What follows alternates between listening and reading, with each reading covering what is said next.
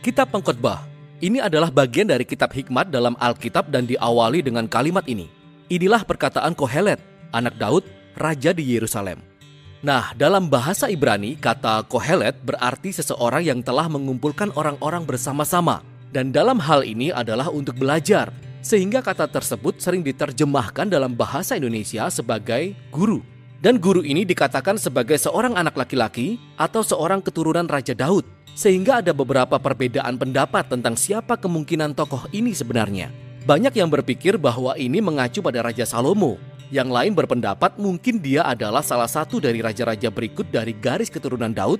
Sementara yang lainnya berpikir bahwa tokoh ini adalah seorang guru Israel yang mengadopsi persona Salomo sebagai alat bantu pengajaran. Pandangan yang manapun benar adanya. Yang terpenting adalah mengenali bahwa sang guru adalah seorang tokoh dalam kitab ini dan dia bukanlah si penulis kitab yang tetap tak diketahui namanya. Nah, kita mendengar suara sang guru di sebagian besar kitab, tapi sebenarnya ini adalah suara yang berbeda. Si penulislah yang mengenalkan kita pada sang guru di kalimat pertama, kemudian menyimpulkan kitab tersebut dengan merangkum dan mengevaluasi semua yang baru saja dikatakan sang guru. Jadi penulis adalah seseorang yang ingin supaya kita mendengar semua yang guru katakan, lalu membantu kita mengolahnya dan membuat kesimpulan kita sendiri. Jadi, apa yang guru katakan? Penulis merangkum inti pesan guru di awal dan tepat di akhir cerita. Dan itu adalah Hevel. Hevel. Semuanya benar-benar Hevel. Nah, kebanyakan Alkitab bahasa Indonesia menerjemahkan kata Hevel yang artinya kesia-siaan. Tetapi itu tidak cukup menangkap inti gagasannya. Dalam bahasa Ibrani, Hevel secara harfiah berarti uap atau asap. Dan sang guru menggunakan kata ini sebanyak 38 kali dalam kitab ini sebagai sebuah kiasan untuk menggambarkan bagaimana kehidupan pertama-tama bersifat sementara atau sekilas seperti asap. Tapi bagaimana kehidupan juga adalah sebuah teka-teki atau paradoks. Seperti asap yang terlihat padat, tapi saat kita mencoba dan meraihnya, tidak ada apa-apa di sana. Jadi ada banyak keindahan atau kebaikan di dunia ini, tapi saat kita menikmatinya, tragedi terjadi dan semuanya tampak musnah. Ya, kita semua memiliki rasa keadilan yang kuat. Tetapi sepanjang waktu, hal-hal buruk terjadi pada orang baik.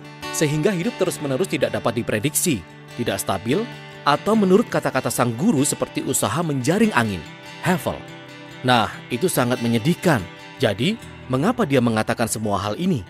Tujuan mendasar penulis adalah untuk menunjukkan semua cara yang kita coba gunakan untuk membangun makna dan tujuan dalam kehidupan kita terpisah dari Allah. Dan ia membiarkan guru membongkar hal-hal ini. Jadi penulis menganggap bahwa kita menghabiskan sebagian besar waktu kita untuk menginvestasikan energi dan emosi dalam hal-hal yang pada akhirnya tidak bermakna atau signifikan. Dan dia membiarkan sang guru memberi kita pelajaran keras tentang realita kehidupan. Kita bisa melihat ini dengan sangat jelas dalam puisi pembuka dan penutup yang pertama-tama berfokus pada waktu dan kemudian pada kematian. Jadi guru berkata, engkau bisa menghabiskan seluruh hidupmu bekerja dan berprestasi karena kau pikir itu membuat hidupmu bermakna. Engkau harus benar-benar berhenti dan mempertimbangkan jalannya waktu. Dengan semua usaha yang telah manusia berikan di dunia, nyatanya tidak ada yang benar-benar berubah. Okelah, kita mengembangkan teknologi dan membangun negara-negara yang maju maupun runtuh. Tapi naiklah ke gunung dan lihat jika gunung itu peduli. Gunung itu sudah ada jauh sebelum kita dan akan tetap ada jauh di kemudian hari. Maksud saya, tidak ada satupun yang akan mengingat kita atau apapun yang kita lakukan 100 tahun dari sekarang. Tetapi gunung itu masih akan tetap ada di sana dan lautan masih akan tetap memecah di pantai. Dan matahari masih akan terbit dan terbenam. Hingga waktu akhirnya akan menghapus engkau dan saya dan semua hal yang kita pedulikan. Dan jika itu tidak cukup mengecewakan, sang guru juga tidak bisa berhenti membicarakan kematian di sepanjang kitab ini. Terutama di puisi menjelang akhir kitab. Ia berkata, kematian adalah penyeimbang yang hebat, yang membuat sebagian besar kegiatan kita sehari-hari tidak berarti. Ia menelan orang bijak dan orang bodoh, orang kaya dan orang miskin tidak peduli siapa kita. Apa yang telah kita lakukan, baik atau buruk, kita semua akan mati, dan itu tidak bisa dihindari. Jadi dengan kedua gagasan ini, sang guru terus memperhitungkan semua aktivitas dan harapan palsu yang kedalamnya kita investasikan hidup kita untuk menemukan makna dan arti seperti kekayaan atau karir, atau status sosial, atau kesenangan. Jadi engkau pikir bekerja keras akan membuat hidup layak dijalani? Pikirkan tentang stres dan banyak pengorbanan yang ditimbulkan. semua kekhawatiran, dan malam-malam tanpa tidur. Dan saat engkau akhirnya berhasil mendapatkan kekayaan, engkau akan terlalu tua untuk menikmatinya. Kemudian pada saat engkau harus mewariskannya kepada seseorang, mereka bahkan mungkin bukan orang yang peduli dengan apapun yang telah engkau kerjakan. Atau mungkin engkau berpikir kesenangan akan membuat hidup layak untukmu. Lakukanlah, pergilah berlibur, berpesta di akhir pekan, toh Senin selalu tiba. Hevel, semuanya benar-benar hevel. Jika demikian, apa yang menjadi anjuran guru? Bahwa kita menjadi hedonis murni atau relativis? Tidak, itu pun akan menjadi hevel juga.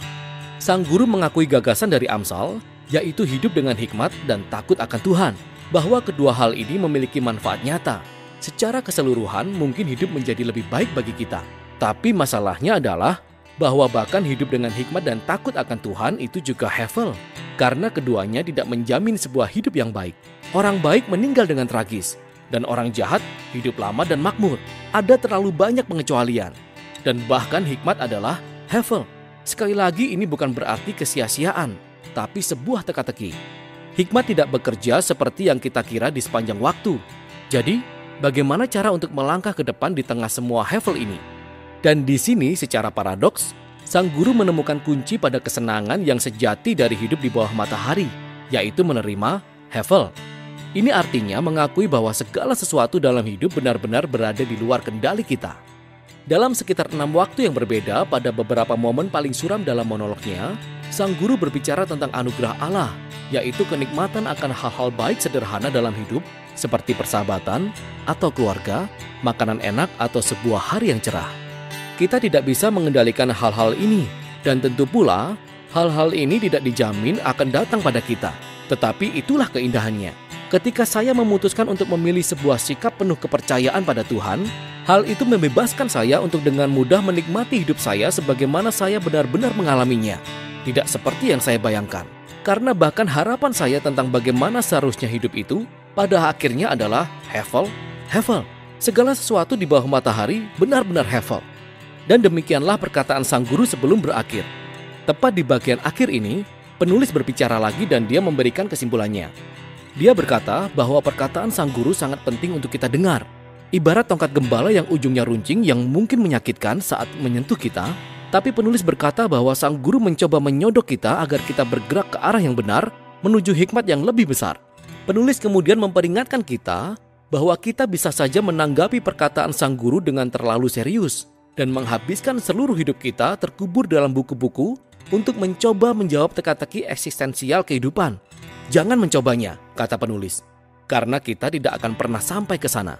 Sebaliknya, penulis menawarkan kesimpulannya sendiri yaitu, takutlah akan Allah dan berpeganglah pada perintah-perintahnya. Karena ini adalah kewajiban setiap orang. Karena Allah akan membawa setiap perbuatan ke pengadilan yang berlaku atas segala sesuatu yang tersembunyi. Entah itu baik, entah itu jahat. Sehingga, penulis berpikir adalah baik untuk membiarkan sang guru menantang harapan palsu kita dan mengingatkan kita bahwa waktu dan kematian membuat sebagian besar kehidupan benar-benar di luar kendali kita. Tapi, apa yang memberi hidup jadi benar-benar bermakna adalah harapan akan penghakiman Allah. Harapan bahwa suatu hari nanti, Allah akan melenyapkan semua hevel dan membawa keadilan sejati pada dunia kita. Dan harapan itulah yang seharusnya memberi semangat hidup jujur dan berintegritas di hadapan Allah terlepas dari kenyataan bahwa saya tetap dibuat bingung oleh sebagian besar misteri kehidupan. Dan itulah hikmat dari kitab Pengkhotbah.